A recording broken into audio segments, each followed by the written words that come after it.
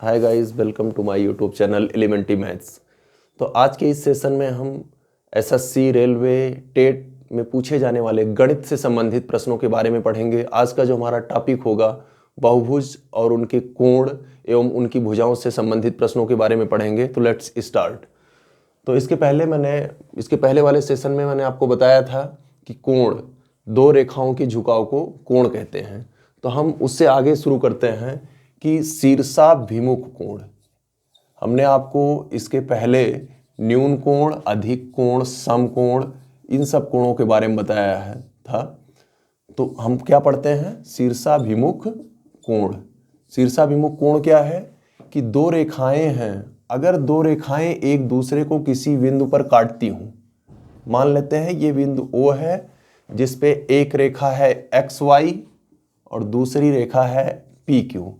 तो ये जो PQ रेखा है एक दूसरे को किस बिंदु पर काट रही है? O पर काट रही है। तो ये जो कोण है जो सामने, इसे हम कहते हैं कौन सा कोण? शीर्षाभिमुख कोण। तो शीर्षाभिमुख कोण आपस में क्या होते हैं? बराबर होते हैं। और ये नीचे वाला जो कोण है इसके शीर्षाभिमुख कोण होगा और ये दोनों आपस में क्या होंगे? बराबर होंगे। तो शीर्षाभिमुख कोण क्या है कि दो रेखाएं जब एक दूसरे को किसी बिंदु पर काटती हूं तो उनके जो सम्मुख कोण बने होते हैं उन्हें हम क्या कहते हैं? शीर्षाभिमुख कोण कहते हैं। और शीर्षाभिमुख कोण आपस में बराबर होते हैं। जैसे मान लेते हैं कि ये कोण 50 डिग्री का है। ये कोण कितने डिग्री का है? 50 डिग्री का। तो इसके सामने वाला कोण क्या होगा? ये भी आपका कितना होगा? 50 डिग्री का। तो कभी कभी इससे रिलेटेड कुछ क्वेश्चन दे देते हैं। जैसे ये देखिए, एक सीधी रेखा है और यहां एक कोण है और अब कह देगा कि ये कोण बताओ। तो अगर कोई सीधी रेखा है तो उसके एक तरफ कितने अंश का कोण बनता है? 180 डिग्री।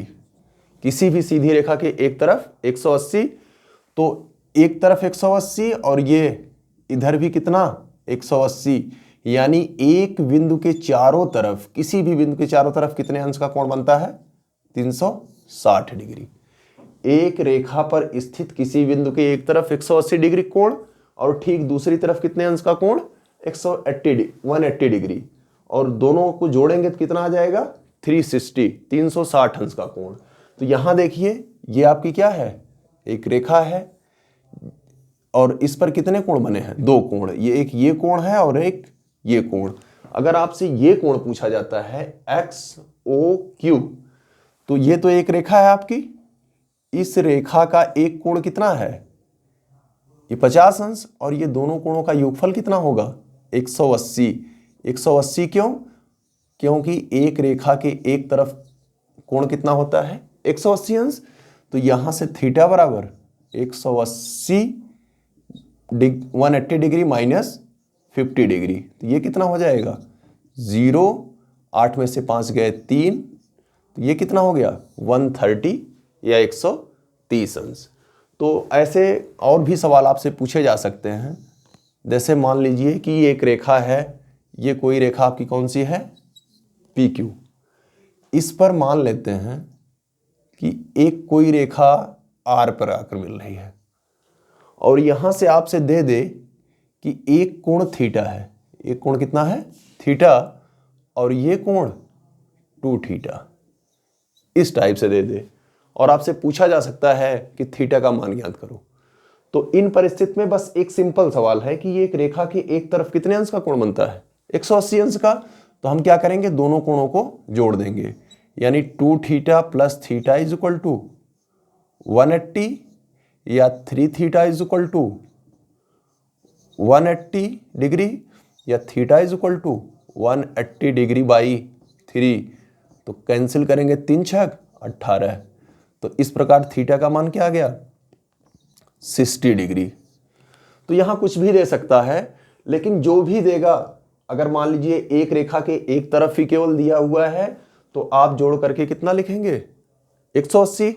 और अगर यही चारों तरफ दिया हुआ है, यहां थीटा दे दिया, यहां 2 थीटा दे दिया, यहां एक आध कोण कोई और बना के यहां भी कुछ थीटा लिख देगा, यहां भी कोई थीटा लिख देगा, तो आप क्या करेंगे? सारे को जोड़ेंगे। और लेकिन बस इतना ध्यान रखिएगा कि ये अगर थीटा में दे रहा है तो सारे थीटा में ही देगा। अब अलग बात है कि हाँ थीटा 2 थीटा ये 3 थीटा, आप सारे को जोड़ेंगे और सारे को जोड़कर कितना लिख देंगे 360। हल करके आप क्या निकाल लेंगे, थीटा का मान निकाल लेंगे। अगला आपका कोण है एकांतर कोण। अगला कौन सा कोण है, एकांतर कोण। अब देखते हैं कि एकांतर कोण क्या होता है। दो समांतर रेखाएं हैं, एक रेखा ये है और एक रेखा ये। हम मान लेते हैं एक रेखा PQ है और दूसरी रेखा RS है। जब कोई रेखा इन दो समांतर रेखाओं को काटे तो इस रेखा को हम कहते हैं तिर्यक रेखा। यानी दो समांतर रेखाओं को काटने वाली रेखा कौन सी रेखा कहलाती है, तिर्यक रेखा कहलाती है। तो यहां देखिए एक ये कोण है और ये दोनों कैसे कोण कहलाएंगे, एकांतर कोण कहलाएंगे। समांतर रेखाओं को तिर्यक रेखा काटे तो जो एक के अंतर पे हो कैसा कोण है, एकांतर। और यहां देखिए ये कोण, ये दोनों आपस में एकांतर हैं। ये और ये एकांतर हैं। अगर हम नामकरण कर दें तो 1 2 3 4, तो आप क्या देखेंगे, एंगल 1 एंगल 2 कैसे एंगल हैं, एकांतर। और 3 और 4 कैसे एंगल हैं, ये 3 और 4 भी कैसे हैं, एकांतर हैं। और एकांतर कोण आपस में क्या होते हैं, बराबर होते हैं। एकांतर कोण आपस में बराबर होते हैं। अब देखिए एक ये कोण है और मान लेते हैं ये एंगल 5 है। कितना है, 5। तो यहां देखिए ये समांतर रेखा के ऊपर और ये भी क्या है, समांतर रेखा के ऊपर और तिर्यक रेखा के एक तरफ। तो ये कैसे कोण हो गए, इन्हें हम संगत कोण कहेंगे। यानी कोण 2 और कोण 5, ये कौन से कोण हो गए, संगत कोण। तो एकांतर कोण आपस में बराबर होते हैं और संगत कोण भी आपस में बराबर होते हैं। अब देखिए यहां से इसका नाम हम रख देते हैं 6। तो ये समांतर रेखा के ऊपर और इस समांतर रेखा के ऊपर कौन सा है, 4, और दोनों तिर्यक रेखा के एक ही तरफ हैं। तो कोण 6 4 और ये एंगल 6, ये भी आपस में कैसे हैं, संगत कोण है।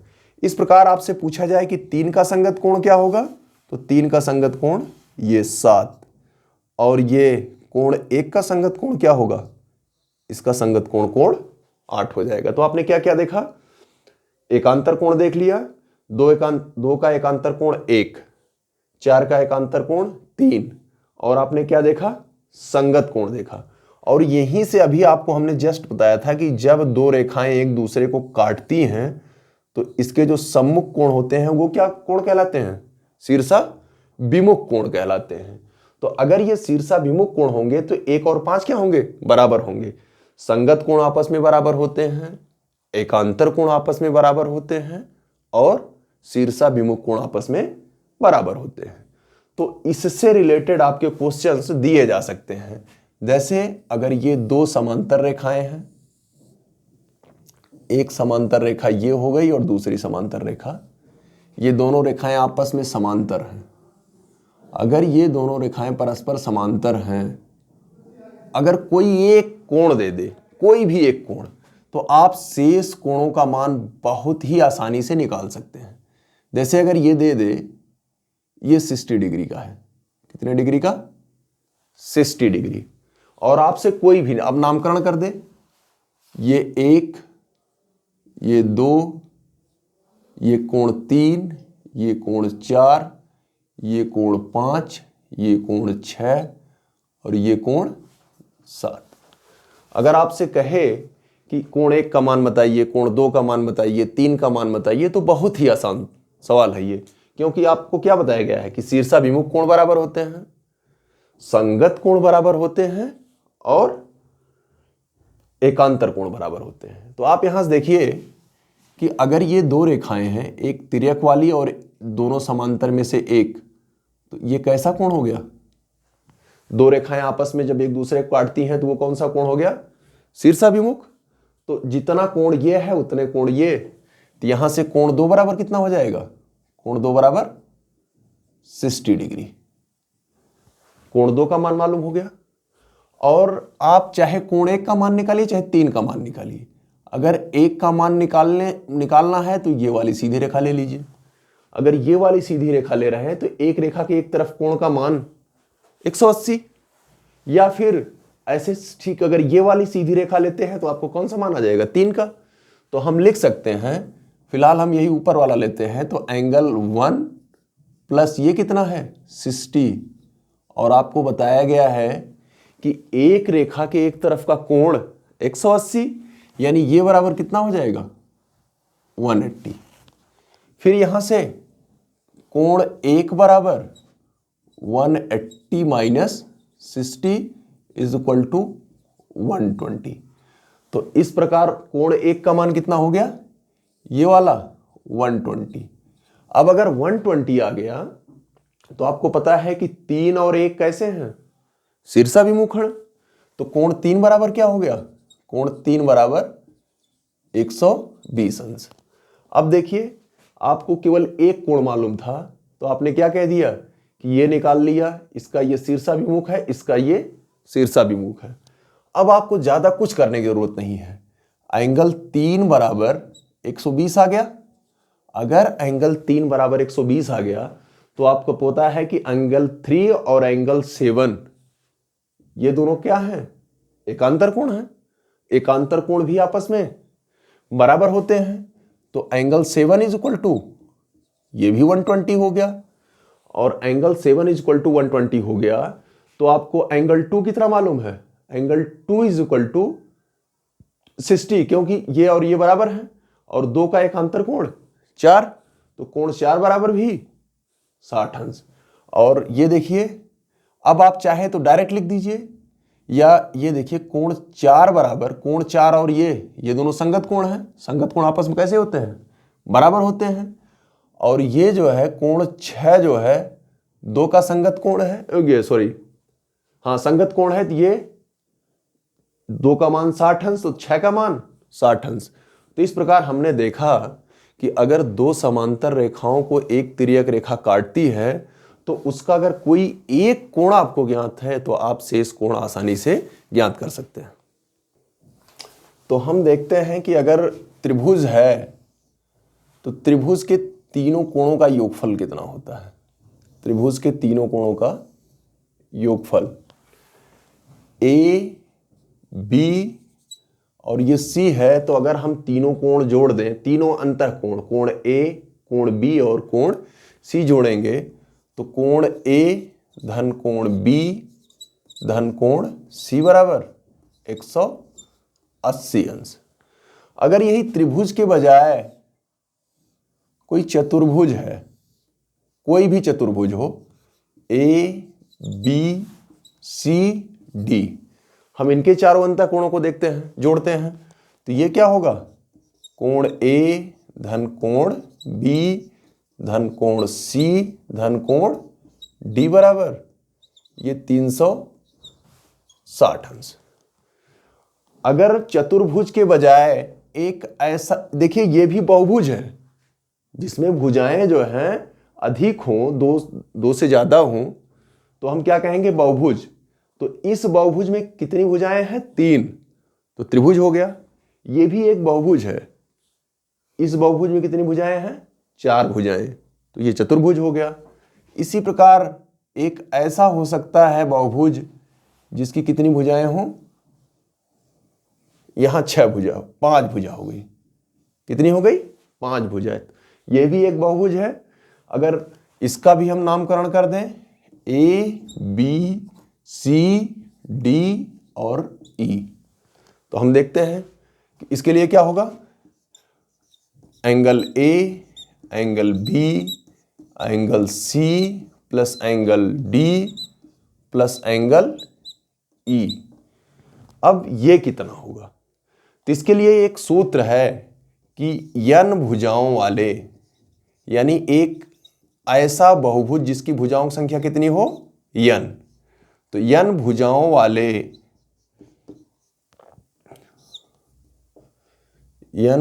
वाले बहुभुज के अंतः कोणों का योगफल, अंतः कोण का योग। अब थोड़ा सा इसमें देखिएगा, अंतः कोण मतलब ये अंदर वाला कोण। दरअसल हम जब कोण ए की बात करेंगे तो कोण ए पर दो कोण बन रहा है। ये क्या है? अंतः, और एक कोण ऊपर बन रहा है। ठीक है, तो जब हम सिंपल कोण की बात करेंगे तो आप उसका मतलब अंतः कोण ही समझिएगा। जैसे हमने कोण डी कहा तो इसका मतलब ये वाला कोण किसी भी बहुभुज में। तो यन भुजाओं वाले बहुभुज के अंतः कोणों का योग ये बराबर क्या होता है? n इंटू यन माइनस 4 इंटू 90 डिग्री। या हम लिख सकते हैं यन इंटू यन माइनस 4 समकोण। अब यन इंटू यन माइनस 4 समकोण क्यों कहेंगे? क्योंकि समकोण का मान कितना होता है? 90 डिग्री होता है। तो आपका क्या हो गया कि किसी भी यन भुजाओं वाले बहुभुज के अंतः कोणों का योग कितना होता है? यन इंटू यन माइनस। अब हम देख लेते हैं, जैसे ये त्रिभुज है,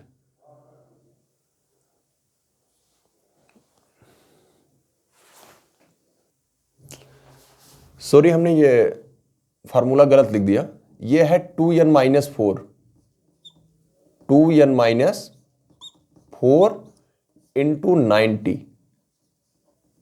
तो यहां भी क्या हो जाएगा? 2n माइनस 4 समकोण। ये थोड़ा सा मिस हो गया था। तो यन भुजाओं वाले बहुभुज के अंतः कोणों का योगफल क्या होगा?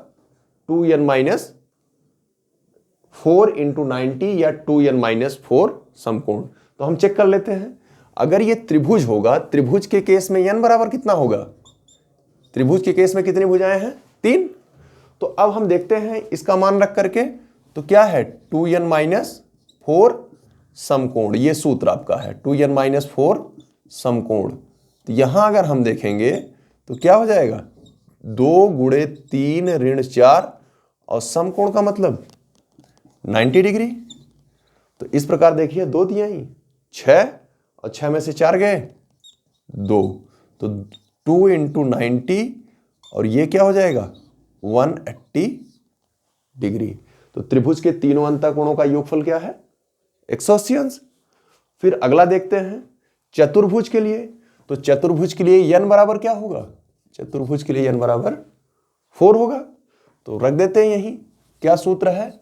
2n माइनस 4 समकोण। ये समकोण का आशय क्या है? 90 डिग्री। तो ये आपका क्या होगा? चतुर्भुज के लिए n बराबर 4, और ये समकोण का मतलब 90 डिग्री। तो क्या होगा? ये 2 चौक 8, 8 ऋण 4, और ये हो जाएगा 90। 8 में से जब 4 घटाएंगे तो 4 गुणे 90 डिग्री, और ये क्या हो गया? 360 डिग्री। तो चतुर्भुज के चारों कोणों का योगफल कितना हो गया? 360। अब हम पंचभुज निकालते हैं। अगर पंचभुज निकालेंगे तो पंचभुज के लिए n बराबर 5, और पंचभुज के लिए n बराबर 5, तब आपका क्या होगा सूत्र? 2n माइनस 4 समकोण, 2n माइनस 4 समकोण। अब चाहे आप यही रट लीजिए 2n माइनस 4 समकोण, कहने में थोड़ा सा इजी है, या फिर 2n माइनस 4 इंटू 90 करिए। तो क्या हो जाएगा? n बराबर 5 माइनस 4 इंटू 90 डिग्री। तो ये कितना होगा? 2 पच्चे 10, और 10 में से 4 गए 6, 6 गुणे 90। तो ये कितना हो जाएगा? 6 9 54, 540 डिग्री। तो इस प्रकार हम n बराबर कुछ रखेंगे। अगर मान लीजिए आपसे पूछ लिया जाता है कि खष्टभुज, खष्टभुज मतलब एक ऐसा बहुभुज जिसकी कितनी भुजाएं हों? 6। जैसे मान लेते हैं A B C D E F। अब अगर 6 कोणों को जोड़ा जाए तो उसका योगफल क्या आना है? वहां हम n बराबर क्या लिखेंगे? n बराबर 6। ये क्या होगा 2n-4 समकोण, 2n-4 समकोण। तो ये क्या हो जाएगा 2 गुणे 6 ऋण 4 गुणे 90। तो 6 दूना 12 और 12 में से 4 घटाएंगे कितना हो जाएगा, ये 8 गुणे 90 और ये 9 8 72, 720 अंश। तो इस टाइप का सवाल कम पूछता है कि खष्टभुज के अंतःकोणों का योगफल क्या होगा या फिर पंचभुज के अंतःकोणों का योगफल क्या होगा, इस टाइप का सवाल नहीं पूछता। लेकिन इसका जस्ट उल्टा, उल्टा क्या कि सीधा क्या है कि भुजाएं दी गई हैं और आपसे क्या पूछ रहा है, कोण पूछ रहा है, अंतःकोणों का योगफल क्या होगा। अगर लेकिन इसका जस्ट उल्टा कर दे कि अंतःकोणों का योगफल दे दे, अंतःकोणों का योगफल दे करके पूछ ले कि ये बहुभुज में कितनी भुजाएं हैं। जैसे अभी आपने निकाला क्या 720 निकाला, 720 में कितनी भुजाएं हैं, 6 भुजाएं हैं। इसी का जस्ट उल्टा कर दे कि किसी बहुभुज के सभी अंतःकोणों का योगफल कितना हो 720 हो तो बहुभुज में भुजाओं की संख्या ज्ञात कीजिए। इस टाइप का सवाल वनडे एग्जाम्स में खूब पूछा गया है। तो अंतःकोणों का योग देगा, क्या देगा, योगफल दे देगा। क्या दे देगा, योग आपको सीधे दे दिया। जैसे मान लीजिए यही दे दिया कि n भुजाओं वाले या किसी बहुभुज के अंतःकोणों का योगफल 720 है तो बहुभुज के भुजाओं की संख्या ज्ञात करो। तो आपको कुछ नहीं करना है, माना बहुभुज की भुजाओं की संख्या n है या सीधे आपको यहीं लिख देना है 2n-4 इंटू 90, 2n-4 इंटू 90। और अब यही सूत्र बराबर जितने डिग्री हो वही आप क्या करिए रख दीजिए। यह कितना हो गया 720 डिग्री। अब क्या होगा 2n-4, 90 आप उधर ले जाइए तो 720 बटे 90, 0 0 कैंसिल, 9 8 72। तो आप क्या देख रहे हैं 2n-4 इज इक्वल टू 8 या 2n इज इक्वल टू -4 इधर आएगा तो क्या होगा +4। तो 8 + 4, तो आपने क्या देखा कि 2n इज इक्वल टू 8 4 12। तो n बराबर 12 बटे 2 और 2 6 12। तो इस प्रकार भुजाओं की संख्या कितनी आ गई 6। ये बहुत ही सिंपल सवाल है। इस टाइप से बहुत सारे सवाल आपसे पूछे जा सकते हैं। एक दो प्रैक्टिस हम और करते हैं। तो जैसे क्वेश्चन है कि किसी बहुभुज के सभी अंतःकोणों का योगफल 1080 हो तो भुजाओं की संख्या ज्ञात कीजिए या बहुभुज की भुजाओं की संख्या ज्ञात करो। तो एकदम बहुत ही सिंपल सवाल, आपको सीधे सूत्र लिखना है 2n-4 समकोण यानी 90 डिग्री और यही बराबर जितना योगफल दिया गया हो 1080। अब क्या लिखेंगे 2n-4 इज इक्वल टू 1080 बटे 90, ये 0 0 से कैंसिल और फिर सीधे भाग दीजिए 9 1 में 9, 9 1 9 और यहाँ 1 बचेगा और 8, 9 दूनी 18। तो इस प्रकार आपका क्या आया 2n-4 इज इक्वल टू 12। तो 2n इज इक्वल टू 12 + 4, तो क्या आया 2n इज इक्वल टू 16 या n इज इक्वल टू 16/2, 2 1 2 2 8 16। तो n इज इक्वल टू 8। यही आपका क्या हो गया आंसर हो गया। अगर आप चेक करना चाहें कि आपका जो आया है वो सही है या गलत आंसर, तो आप क्या जानते हैं कि अगर 8 भुजाएं होंगी तो आप ज्ञात कर लीजिए कि 8 भुजाओं वाले बहुभुज की संख्या क्या होती है। तो क्या होता है 2n-4 समकोण, 2n-4 समकोण। तो क्या हो जाएगा 2 ये 8 - 4 इंटू 90, तो क्या 8 दूनी 16, 16 में से 4 गए 12 गुणे 90 और 12 नवैया 108, 10 ये देखिए एकदम सेम यही सवाल दिया गया था। तो कुछ भी डिफरेंस नहीं है, जो आपने पढ़ा उसका जस्ट उल्टा है। तो इस टाइप से आपसे सवाल और भी पूछे जा सकते हैं। तो उम्मीद करते हैं कि ये काफी हद तक आपके समझ में आ गया होगा। तो एक और सूत्र हम देखते हैं कि सम बहुभुज का प्रत्येक अंतःकोण बराबर 2n-4 इंटू 90/n, जहां n उस बहुभुज के भुजाओं की संख्या है। तो आपसे ये पूछा जा सकता है कि सम खष्टभुज हो, सम अष्टभुज हो, या इस टाइप का कोई हो। सम अष्टभुज मतलब उस बहुभुज की सारी भुजाएं क्या हों, बराबर हों। तो अगर कोई भी बहुभुज है उसकी सभी भुजाएं बराबर हैं, तो उस बहुभुज का प्रत्येक जो अंतःकोण होगा उसको किस सूत्र से निकालेंगे, 2n-4 इंटू 90/n से। जैसे अगर पूछ लिया जाए सवाल कि समखष्टभुज, अगर समखष्टभुज कहा जाएगा तो समखष्टभुज के लिए n बराबर 6 होगा।